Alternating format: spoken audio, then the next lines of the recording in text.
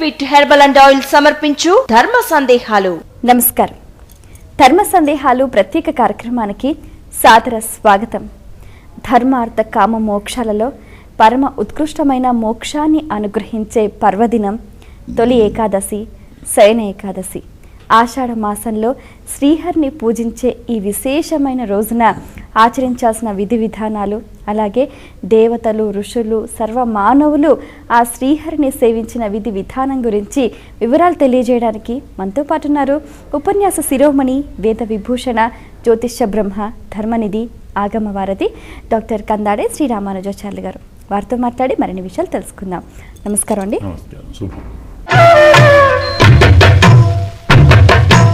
మొదటి ఉత్తరం చూద్దామండి.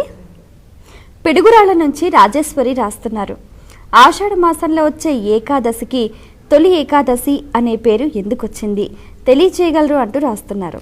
ధర్మశాస్త్రం ప్రకారం చాంద్రమానంలో మొదటి మాసం చైత్రమాసం, సౌరమానంలో మొదటి మాసం మేషమాసం. ప్రాచీన కాలంలో మనకు చాంద్రమానం కూడా మార్గశీర్ష మాసంతో మొదలయ్యేది. మాసానం మార్గశీర్షోహమని స్వామి చెప్పారు. ఇదే రీతిలో కొన్ని ప్రాంతాలలో, గుజరాత్ అంటాం మనం, కార్తీక మాసంతో సంవత్సరం ప్రారంభం.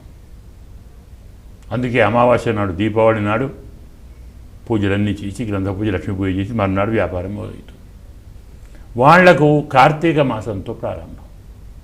అయితే ఈ మాసముల నియమనం విధానంలో ఒక రహస్యం ఉంది.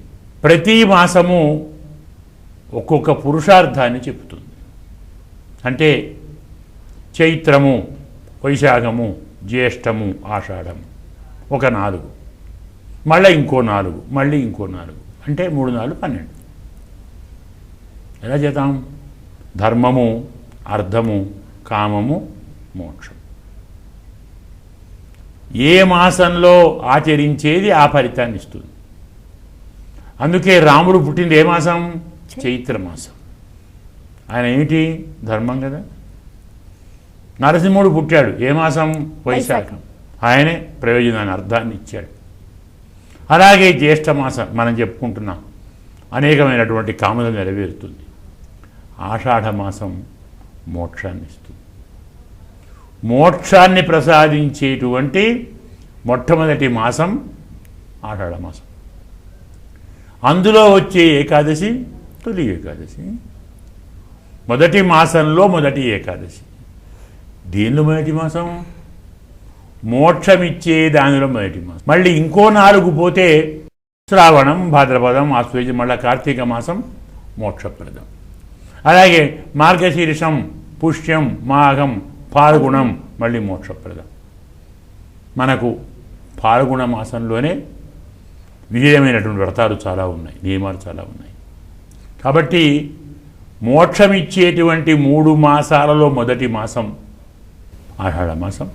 అందువలన మోక్షాన్ని ఇచ్చే ఏకాదశుల్లో మొదటి ఏకాదశి తొలి ఏకాదశి. దీనికి మరో పేరు శయన ఏకాదశి. పరమాత్మ ఈరోజు యోగ నిద్రలోకి జారుకుంటాడు. ఈనాటి నుంచి 4 నెలలు ఆషాఢము, శ్రావణము, భాద్రపదము, ఆశ్వయుజము. కార్తీక శుద్ధ ఏకాదశిని మనం ప్రబోధన ఏకాదశి అంటాం. అంటే లేపే ఏకాదశి. మగధి శుద్ధ ఏకాదశి ఉత్థాన ఏకాదశి, లేచిన ఏకాదశి. ఒకసారి లేపితే మరోసారి లేస్తాను కదా స్వామి, నెలలో టైం ఉంటుంది. ఆయన కాలం కదా, మన కాలం కాదు. కాబట్టి పరమాత్మ యోగ నిద్ర, మన నిద్ర కాదు, తామస నిద్ర కాదు. జీవులకు వారి వారి కర్మలకు తగిన రీతిగా ఏ ఏ దేహాలు కూర్చాలి, ఎవరికి ఏ శరీరాన్ని ఇవ్వాలి, ఎవరికి ఏ కర్మ ఫలితాన్ని ఇవ్వాలి, ఎవరితో ఏ కర్మ చేయించాలి, జగత్తంతా ఎలా కాపాడాలి అనేటువంటి ఆలోచనలో ఉంటాడు. యోగం, ధ్యానంలో ఉంటాడు.